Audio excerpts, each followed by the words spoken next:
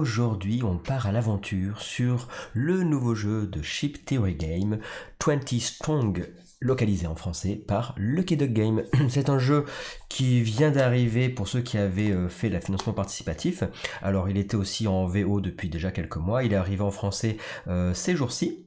Et vous pouvez le précommander sur le site de l'équipe de Game, et je crois que les livraisons sont fin février pour ceux qui n'ont pas participé à la campagne participative. Alors, 20 Strong, qu'est-ce que c'est? Eh ben, c'est du jeu avec des dés, et oui, comme dans l'univers de Chip Theory Game, nous avons du dé, et dans cette petite boîte de base, vous voyez, elle tient dans la main, c'est un jeu pour le coup qui est portable, pas comme les autres licences de Chip Theory Game. Et ben, vous avez le jeu que l'on appelle Sentinelle Solaire. Alors vous dites, bah tiens, pourquoi il n'a pas ouvert, il va faire une vidéo règle et partie dessus, parce qu'en fait, dans la boîte de base, vous avez ce mode de jeu là, donc il faut savoir que vous devez avoir la boîte de base, et dedans vous avez donc Sentinelle, mais vous pouvez aussi avoir des extensions, et c'est là où ils ont été très forts évidemment pour le côté marketing, puisque vous pouvez avoir l'extension pour jouer le mode de jeu Victorum, donc ça c'est en extension, et aussi le mode de jeu pour jouer, et ben du coup Too Many Buns. Voilà, alors attention, c'est pas Too Many Buns, mais c'est dans l'univers de Too Many Buns, et ça reprend quand même un peu des mécaniques avec le plan B, etc., etc. Vous verrez tout à l'heure.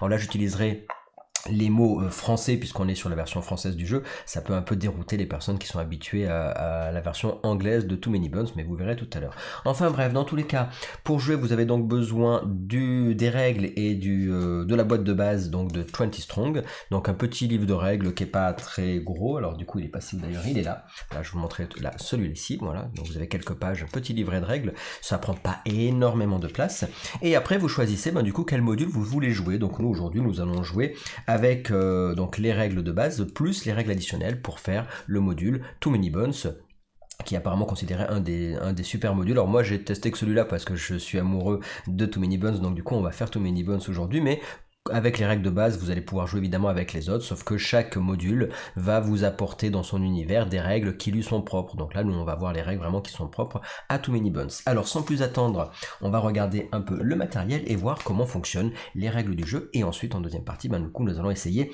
de faire évidemment une partie, chers amis. On y va! Alors, hop, vue de dessus, qu'est-ce qu'on a de beau? Et ben du coup, là, nous allons jouer, donc je vous ai dit, l'univers de Too Many Buns. Donc on va utiliser les règles de base, et en plus de ça on va utiliser évidemment les cartes qui sont dans ce module.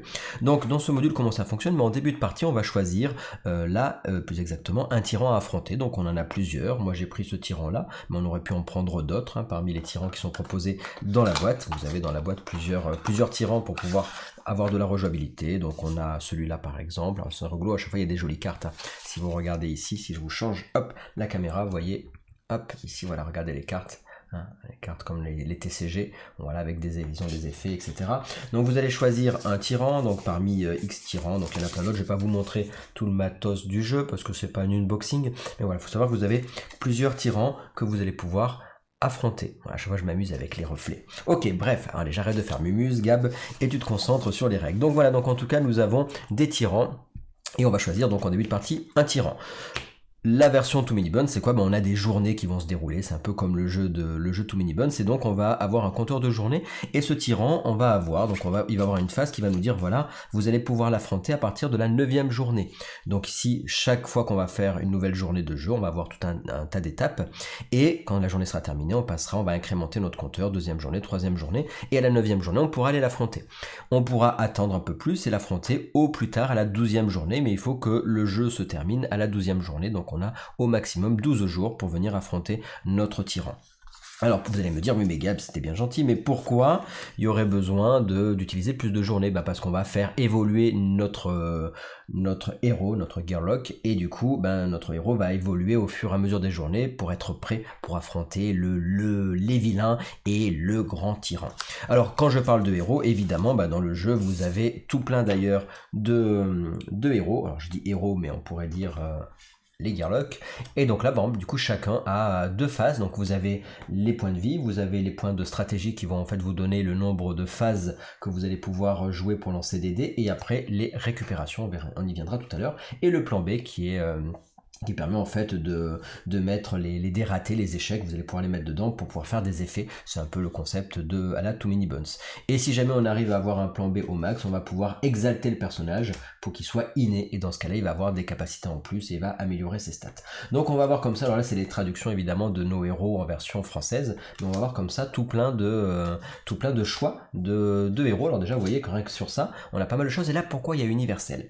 Et bien parce que vous allez pouvoir combiner les différents modules de jeu. On peut très bien jouer un héros du module Too Many Bones et on peut le faire jouer dans Sentinel. Alors ils seront pas les plus optis possibles, ou dans Victor, l'idée c'est que on peut avoir du multivers, on va pouvoir faire jouer des héros d'un module sur un autre module. Alors ils seront peut-être moins forts, mais on aura une carte universelle qui va permettre de pouvoir combiner nos différents héros, et donc on va choisir en début de partie un héros. Il faut savoir que c'est un jeu qui se joue que solo, on va pas pouvoir jouer à plusieurs, c'est vraiment du jeu solo, et on va choisir en début de partie un héros, et même si c'est pas le héros de ce module là, on va quand même pouvoir le jouer dans les autres modules. C'est plus dur, mais c'est possible. Alors nous on va jouer un héros évidemment de notre module que l'on joue, on va pas partir un peu dans tous les sens. Donc Artifice, voilà le héros que l'on va jouer aujourd'hui. Donc là vous avez vu, il y a déjà pas mal de choses de possibles. Et ensuite, à la mise en place, toujours, qu'est-ce qui va se passer? On va avoir des cartes tyrans, en fait, qui améliorent notre tyran. Ça va être dans les cartes rencontres, ça va être dans ce paquet-là. Et en fait, si on joue en mode normal, on va retirer au hasard 4 cartes tyrans. Ce sont ces cartes-ci, recto verso, parce qu'on peut avoir un boss avec le côté tentaculeux. Donc là, j'en ai retiré 4 pour jouer en mode normal, mais si je voulais jouer en un peu plus difficile, on en enlèverait une de moins, on aura un peu plus de cartes tyrans à l'intérieur, et si je veux jouer en légendaire, ben dans ce cas là je retire aucune carte. Ça vous l'avez dans le petit manuel que vous avez ici qui se déplie, et vous avez du coup l'explication. Hop, alors je ne l'ai pas par cœur, mais vous avez ici, voilà, si vous voulez jouer en mode légendaire, on garde toutes les rencontres tyrans. Voilà, donc après c'est vous qui décidez de votre difficulté de jeu. En gros ça permet d'avoir un jeu plus ou moins difficile en fonction du nombre de cartes rencontres tyrans que vous retirez en début de mise en place. Donc moi j'en ai retiré 4 au hasard, celles-là, hop, elles repartent dans la boîte. Voilà. Au niveau de la mise en place, nous avons quoi d'autre? Et bien du coup, donc on a pris notre artifice qui a une certaine capacité, on a ses points de vie, on a ses points de stratégie, on a ses points de récupération, vous verrez pourquoi. Nous avons les vilains de niveau 1, nous avons les vilains de niveau 5, de 5 points de file d'attente. Vous verrez, file d'attente c'est le body crew qu'ils ont traduit en file d'attente, la FA. Et nous avons les cartes rencontres. Nous avons donc notre tyran, et nous avons les dés, donc on va jouer avec des dés, et on va avoir au maximum 17 dés, qu'on va des fois récupérer, qu'on va bannir, qu'on va reprendre, il va y avoir des échecs, etc. Ça va se jouer autour de ces dés-ci pour essayer du coup de remporter la partie. Juste petite alternative, il y a des cartes promo qui sont aussi disponibles en précommande. C'est en fait c'est là où je disais qu'ils ont bien pensé, parce qu'on pourra plus tard avoir une extension qui s'appelle Roncebois, et là dans les cartes promo, on peut déjà jouer les héros de Roncebois même si le module n'est pas encore arrivé. Et oui, ils sont malins au côté marketing. Bref, on revient sur nos dés. Donc voilà que les dés, comment ça fonctionne? Vous en avez 4 jaunes, 4 verts, 4 bleus, 4 roses et un rouge, si on peut dire ça comme ça. Les jaunes, qu'est-ce qu'ils ont de particulier? Et bien ils vont avoir 2 touches possibles, et après que des échecs. Une touche, on va dire normale, on va le voir ici, c'est la face, oups, pardon, s'il veut bien revenir, voilà, merci, pardon. Donc ici c'est une touche normale, c'est-à-dire ça va faire 1 point de dégâts, et on peut avoir une touche critique, c'est celle-ci que vous voyez ici, voilà. Donc là dans ces dés-là, et on a 2 touches possibles, une normale, une critique. Sur celle-là, ça augmente un peu. On a toujours sur chaque couleur de dés qu'une touche critique, mais par contre, on a plus de touches normales. Donc là, par exemple, sur celle-là, on a 2 touches normales et une touche critique. Là, ça va être, on va avoir 3 touches de base et une touche critique. Et là, 4, pardon, donc là, on a dit, oui, c'est ça, 4 touches de base et une touche critique. Donc en tout, vous avez 5 chances sur 6 de réussir à toucher sur les roses. Et là, c'est, vous avez que des chances de réussir, parce que là, du coup, il y a que donc des touches normales et une touche critique, mais en gros vous avez aucun échec sur ce dé-ci. Donc c'est comme ça qu'on va devoir gérer en se disant, est-ce que j'utilise un dé qui est un peu moins fort, qui a moins de probabilité de toucher, et est-ce que je le récupérerai après? Donc c'est là où on va gérer en fait notre pool de dés pour essayer de gérer au mieux nos combats dans le jeu. Vous voyez qu'en fonction de la force de vos dés, et c'est vous qui allez décider combien vous jetez de dés. Dans l'absolu, s'il n'y a pas de restriction, on va pouvoir jeter le nombre de dés que l'on veut, mais après ils seront épuisés, voire même peut-être bannis, et on ne pourra plus les réutiliser sauf capacité. Donc attention, il faut bien gérer ce pool de dés. Quand vous avez des échecs, c'est ce que je vous disais tout à l'heure, dans Too Many Bones, les échecs ils servent quand même. Alors vous verrez que si on a plusieurs phases de stratégie, on va pouvoir relancer nos dés dans la phase de lancer, mais sinon on peut utiliser les échecs pour les mettre sur notre carte de Gearlock. Et donc du coup, ça fait quoi? Et ben en fait, si on est là le jaune, on va pouvoir le mettre dans l'emplacement jaune. Voilà, et là, et ben du coup on pourrait mettre le vert, le bleu et le violet. Et si jamais on a un dé de chaque couleur dans cette zone, on peut mettre que un, il faut que ce soit de la bonne couleur évidemment, on va pouvoir faire son super pouvoir pour le rendre inné, et une fois par partie on va pouvoir retourner la carte pour qu'il gagne un plus 1 de stratégie, plus 1 de récupération, et en plus il aura un effet en plus. Alors, je vous expliquerai tout à l'heure les effets. Mais on peut aussi décider de ne pas utiliser, de ne pas attendre d'avoir le plan B rempli complètement, et dans ce cas-là, on va à n'importe quel moment, sauf pendant la phase de lancer, décider de d'épuiser. Donc le dé, on va le prendre, on va l'épuiser, et dans ce cas-là, on va pouvoir faire l'effet du plan B de notre carte. Donc c'est comme ça que vous allez pouvoir dire, moi tiens, j'utilise quand même ce dé-là, hop, je l'épuise, et je vais faire l'effet de mon plan B. Voilà. Alors le plan B c'est quoi? Bah, chacun va avoir ses capacités un peu particulières, hein. Si on prend sur notre partie que l'on va jouer nous avec Artifice, donc qu'est-ce qu'il a de spécial? Eh ben il va déjà avoir un truc particulier, c'est que lorsque l'on explore, vous verrez tout à l'heure, on peut explorer jusqu'à 3 fois. Voilà, au lieu de une fois quand on fait la phase d'exploration. Et plan B, quand on défausse un dé donc du plan B, qu'est-ce qui se passe? Et bien du coup au début d'une confrontation on va pouvoir ignorer un effet qu'on appelle subséquent ou un effet d'action spéciale, on y reviendra aussi tout à l'heure pendant cette phase de confrontation. Et après je vous ai dit, si vous défaussez les 4 parce que vous avez les 4 couleurs, bim, et bien là on l'exale, ça sera pour toute la partie, il aura plus 1 en stratégie et en récupération, et en plus de ça il a un truc particulier, c'est que quand on explore, et bien du coup on ignore les pénalités d'exploration, on va y venir juste après. Alors je vais pas vous montrer toutes les capacités de chaque Gearlock, mais vous voyez que du coup chacun va avoir comme ça ses aptitudes qui lui sont propres, plutôt sympa. Alors, c'est bien gentil tout ça, on a vu la base, on a vu l'installation, là on a installé les rencontres, etc. Mais après, comment ça marche? Vous allez avoir sur une phase de jeu, donc sur le déroulé du jeu, vous allez avoir des journées. Donc supposons notre première journée, qu'est-ce qu'on fait? On peut faire plusieurs choses. On peut ou décider de faire un combat, et dans ce cas-là, on va combattre un vilain, donc les vilains ils sont là, en fonction de la valeur de notre journée. Nous on est sur une journée 1, donc dans ce cas-là, on aura un vilain de niveau 1. Donc là, du coup, ils sont tous face visible, on les mélange, on va les mélanger de suite, il y en a tout plein. Hein. Et on aura un vilain de niveau 1 à affronter, qui est face visible. Hop, d'ailleurs, si je les mets pas tous dans le même sens, c'est moins pratique. Voilà, donc ça sera une des possibilités, donc je les mélange et on verra ce qu'on a, voilà, et il est face visible au début, je sais ce que j'ai, on va y regarder tout à l'heure.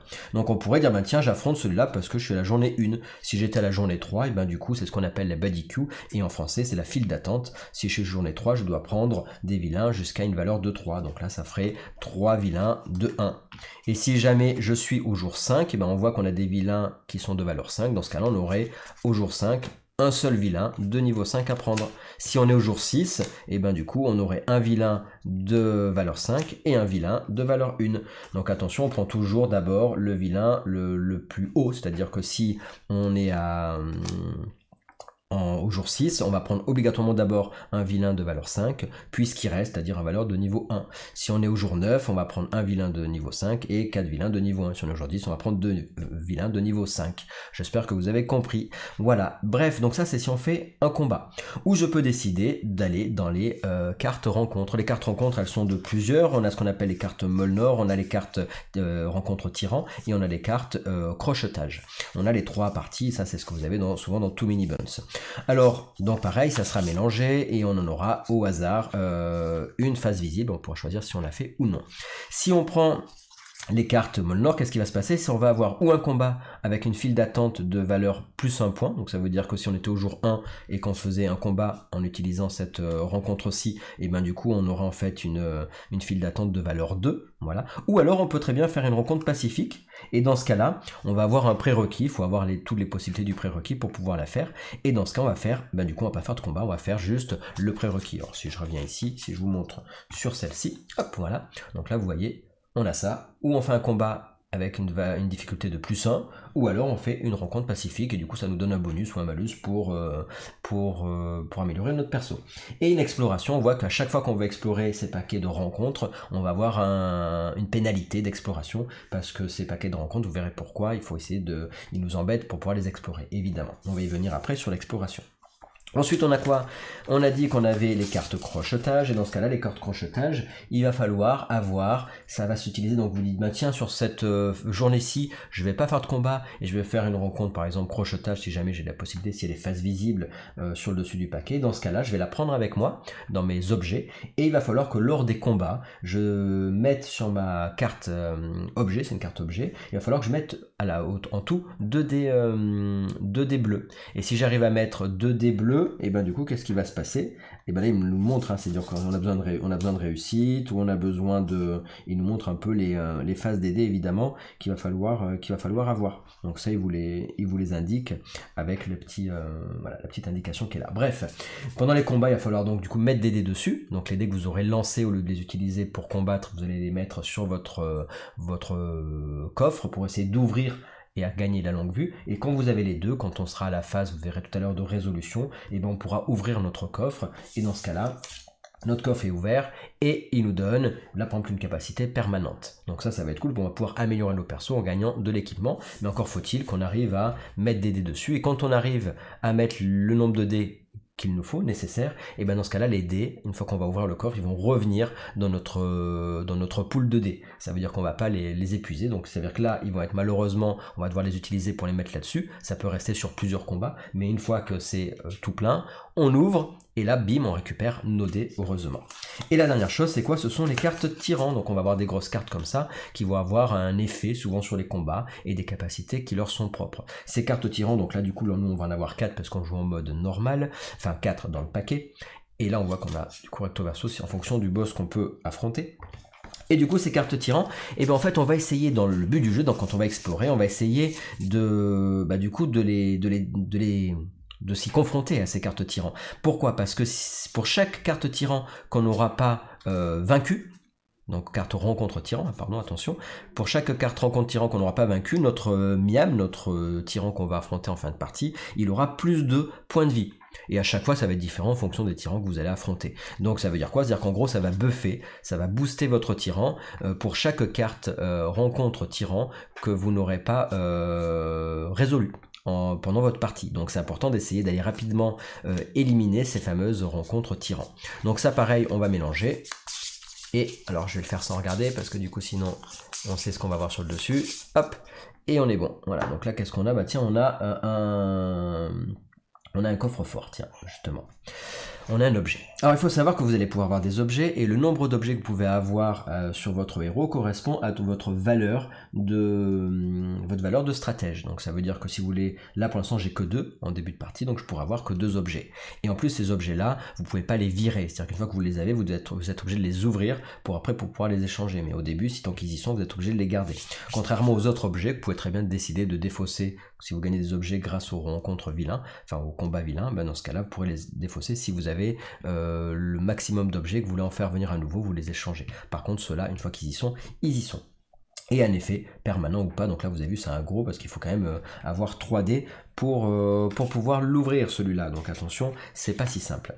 Donc là on a vu comment ça fonctionne, en tout cas globalement sur une journée, si on fait un combat ou si on fait une rencontre, et une fois que c'est terminé, hop, bah du coup on passe sur une nouvelle journée. Ok, très bien Gab, mais ensuite, comment fonctionne le jeu? Et ben du coup, quand vous allez faire un combat, supposons qu'on va combattre, on fait une première journée, hop, je me mets du coup sur le niveau 1, je vais dire, j'ai pas le choix, j'ai celui-là, c'est ma première journée, donc je vais devoir activer le vilain qui est sur le dessus de la pile, et il va venir dans ma phase de zone active qu'on appelle ça, et c'est lui qu'on va devoir affronter, ce vilain-ci. Voilà, eux ils sont quand même face visible, ils peuvent avoir des effets parce que les icônes peuvent avoir une importance. Ce vilain, qu'est-ce qu'il a de particulier? Parce que là pour l'instant on en a qu'un à affronter.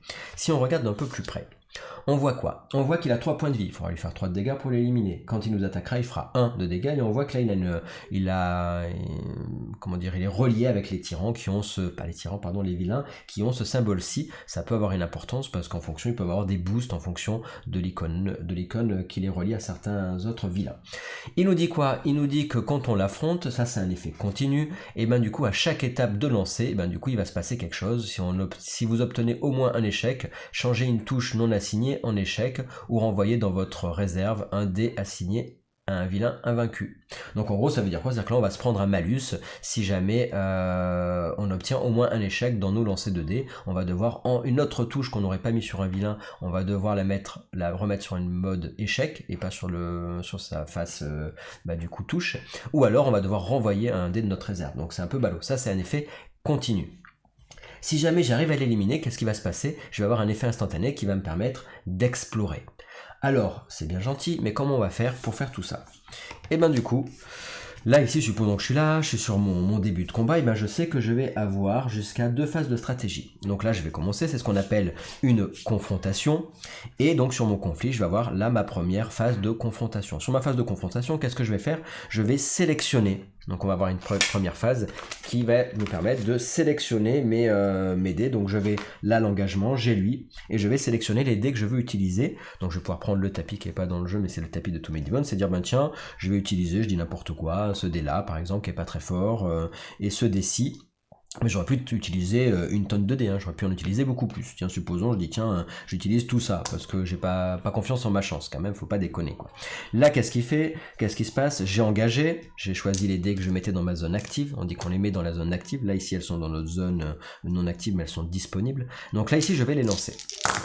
Et je regarde ce qui se passe. Alors il y a un échec, 2 touches, et une critique. Le critique, ça fait comme 2 touches. Donc du coup, avec ça, j'avais 2. Et avec ça, j'ai 1, et avec ça, j'ai en tout, j'ai une valeur de 4 pour toucher. J'ai qu'un ennemi, et je décide, qu'est-ce que je fais avec mon pool de dés? Bah là, je peux dire, tiens, ça vaut 2, je pourrais le mettre dessus, il a 3 points de vie, et avec ça, ça fait 3, dans ce cas-là, j'arrive à vaincre l'ennemi, et dans ce cas, qu'est-ce qui se passe? Hop, j'incline la carte pour dire que l'ennemi est vaincu, mais il reste quand même dans ma zone active.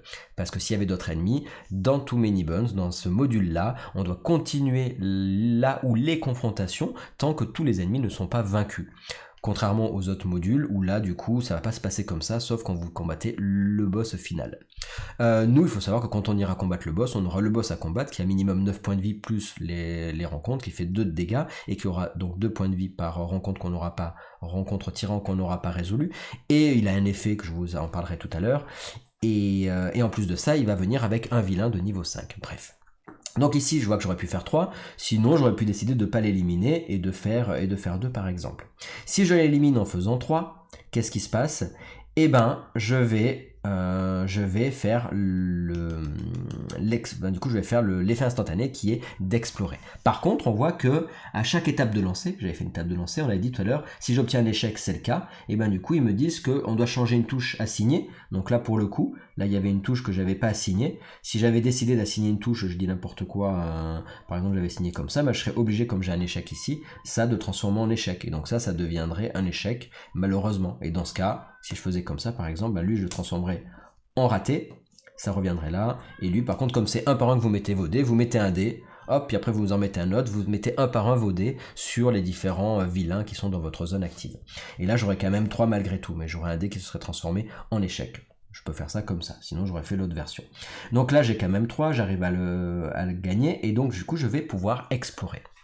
Alors, là on va faire donc cet effet instantané. Voilà comment ça fonctionne, mais supposons donc que je n'ai pas réussi sur ce lancer là à le vaincre parce que j'avais par exemple que 2 touches, supposons.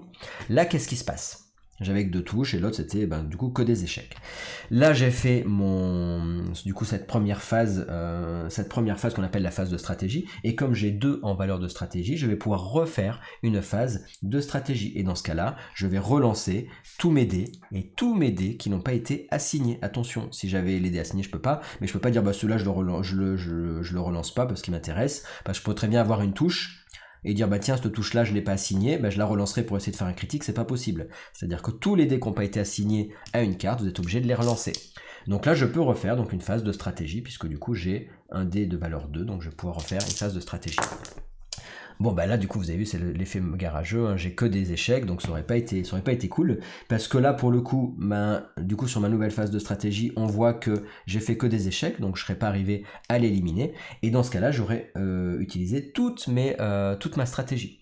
Si c'est le cas, et que vous avez utilisé toutes vos phases de stratégie parce que vous avez atteint la valeur maximum de votre valeur de dés, et dans ce cas on va refaire une confrontation. Mais avant, du coup l'ennemi, si l'ennemi ou les ennemis qui ne sont pas vaincus vont vous faire des dégâts. Donc là par exemple je prendrai 1 de dégâts qui est ici. Donc dans ce cas-là, je descendrai mon dé à 1. Et si je dois descendre à 0 ou moins, eh ben j'ai perdu la partie. Donc ça serait pas cool. Là, dans ce cas-là, effectivement, je ferai ce qu'on appelle la phase du coup de résolution, ça veut dire je subis les dégâts, et après il y a un petit icône qui est ici, que vous avez là, que je vais vous montrer, hop, ici, voilà, et on ferait là ce qu'on appelle les effets subséquents. Ça veut dire que ça, dans la phase de résolution, on fait tous les effets subséquents, c'est les effets qui sont sur les vilains de la zone active, qu'on les ait vaincus ou pas vaincus, on fait tout le temps les effets subséquents qui sont sur les cartes vilains. Lui, il n'en avait pas, par exemple. Par contre, un effet continu, là, on voit que lui, il a un effet continu. S'il était vaincu, et ben du coup, à la phase de résolution, après ma phase de stratégie, à la phase de résolution, je ne ferai pas son effet qui est ici, parce que bah du coup c'est un effet continu, et l'effet continu, bah du coup on ne le résout pas à partir du moment où on a vaincu le tyran, contrairement aux effets subséquents. Et si vous avez des effets spéciaux, et dans ce cas-là c'est effet spécial, c'est celui-là, et ben dans ce cas ça va dépendre de ce qui est marqué sur l'effet spécial, mais l'effet spécial s'active même si vous avez vaincu le vilain. Donc attention, un vilain vaincu et incliné, il ne fera pas ses dégâts pendant la phase de résolution. Par contre, tout effet qu'on appelle effet subséquent et après effet spécial vont peut-être s'activer. Par contre, les effets continus ne s'activeront pas si jamais le vilain est vaincu. Voilà, et vos dés, vous les avez comme ça. Donc là, j'espère que j'ai été clair, que je ne vous ai pas perdu. On subit les dégâts, on fait les effets subséquents, et après on va épuiser nos dés, c'est-à-dire que là, pour le coup, tous les dés qui sont dans la zone active, qui n'ont pas été assignés, hein, bah du coup, qu'est-ce qui va se passer? On va les mettre épuisés, ça veut dire qu'on va les mettre en haut dans la zone de jeu là-bas, on ne pourra plus les utiliser, sauf si on a des effets qui nous permettent de récupérer les dés. Et dans ce cas-là, tous ces dés-là, le long de la partie, on ne pourra plus les utiliser. Donc on va avoir de moins en moins de dés pour pouvoir jouer. On a épuisé nos dés, et là, on va faire quoi? Et ben on voit qu'on a une valeur de récupération de 2. Ça veut dire que je vais pouvoir récupérer jusqu'à 2 dés de ma zone de dés épuisés. Donc je peux dire, tiens, je récupère ça, et je les remets dans ma zone de dés, de mon pool de dés disponible. Donc à chaque fin de phase de résolution, vous allez récupérer des dés, et c'est comme ça quand même que vous allez récupérer des dés épuisés, évidemment. Sachant que c'est la même chose pour le plan B, on avait dit au tout début, si jamais vous utilisez des dés du plan B, ils vont aller dans la zone épuisée. Il n'y a que les dés qui sont ici pendant les combats, si on les met là, une fois qu'on arrive à ouvrir un coffre, un objet, dans ce cas-là, les dés qui sont ici vont revenir dans votre zone de pool de dés disponible. Donc on a récupéré en fonction de ça, et justement, juste après, on va pouvoir faire la phase gagner des objets. Donc on va renvoyer les dés sur les crochetages déverrouillés. Donc si jamais le crochetage était complet, on récupérait nos dés. Et sinon, et ben du coup, on va pouvoir gagner des objets. Donc souvent, quand vous avez des petits icônes, des petits effets que vous avez en bas des cartes, vous allez avoir des effets qui vont vous dire gagner par exemple tel objet. Et ben c'est à ce moment-là, dans cette phase de résolution où il y a marqué gagner des objets, que vous allez pouvoir gagner les objets qui sont marqués en bas de vos persos. Ben là, je les ai pas. Là, j'ai pas d'objet à gagner par exemple. Et ensuite, qu'est-ce qui va se passer? Si du coup tous les vilains sont vaincus, tout va bien. Du coup on passe sur une nouvelle journée. Si les vilains ne sont pas vaincus, on repart sur une nouvelle confrontation. Et dans ce cas-là, nouvelle confrontation dit qu'on aura de nouveau 2 de valeurs de stratégie pour relancer des dés, et on recommence ça jusqu'à ce qu'on élimine tout le monde. Donc voilà, donc en gros pour résumer, une confrontation c'est quoi? C'est une phase de stratégie ou plusieurs phases de stratégie en fonction de votre valeur de dés.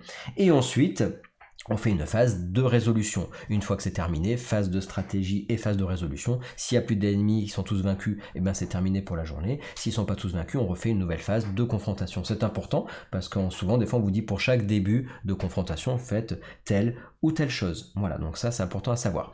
Et une fois qu'on a fait ça, qu'est-ce qui se passe? Du coup, on a ce qu'on appelle le repos ou l'exploration. C'est du coup, comme je vous disais tout à l'heure, c'est la phase d'entretien. C'est-à-dire que sur le moment où vous avez gagné sur votre phase de résolution, quand vous avez récupéré vos objets, et du coup vous avez une phase d'entretien. Sur cette phase d'entretien, on défausse les vilains vaincus. S'ils sont tous vaincus, qu'est-ce qui se passe? Ce que je vous ai dit tout à l'heure, on va du coup pouvoir finir le combat, et on va faire ce qu'on appelle ou un repos, ou on va faire une exploration. Donc ça c'est juste quand ils sont tous vaincus, on va dire tiens, une fois que c'est fini, j'ai ma phase d'entretien, et avant de repartir sur une nouvelle journée, je vais faire ce qu'on appelle du coup on va faire une phase d'entretien, pardon, qui va être ou de se reposer ou d'explorer. À la fin d'un combat, une fois qu'on a vaincu tout le monde. Donc comment ça marche? Eh ben, je peux décider à la fin d'un combat, une fois que tout le monde est vaincu, ou de faire un repos, et dans ce cas-là, je vais augmenter la valeur de mon dé de 1, hop, il va passer à 3 ou à 4 en fonction de ce qu'il était, ou alors je peux décider d'explorer. Qu'est-ce que ça veut dire explorer? Ben, ça veut dire que je vais pouvoir explorer une carte, et ça veut dire que je vais rendre visible la carte du dessous, et je vais avoir 2 piles. Alors logiquement on dit de me le mettre au-dessus de la pile, enfin, il faut avoir plus d'espace, moi je les mets à côté, peu importe. Donc dans ce cas-là, bon, je dis tiens, je vais explorer la pile des vilains de valeur 1, et dans ce cas-là j'aurai 2 piles. Voilà, ça c'est ma pile d'exploration. Donc là j'ai exploré en fin de combat, j'ai décidé de ne pas augmenter ma valeur de points de vie, et maintenant je sais que j'ai 2 piles, ça veut dire que quand je vais faire un combat et que je vais activer des piles, je pourrais très bien décider de choisir dans cette pile-là ou cette pile-ci. C'est très important parce que l'exploration vous permet comme ça d'aller choisir, mitiger un peu le hasard, de choisir par quel vilain vous voulez commencer par exemple. Donc je peux explorer cette pile-là, mais je pourrais très bien explorer celle-là ou explorer celle-ci. Donc si j'ai qu'un en exploration, je vais faire juste en phase d'entretien, explorer une des 3 piles, tout simplement.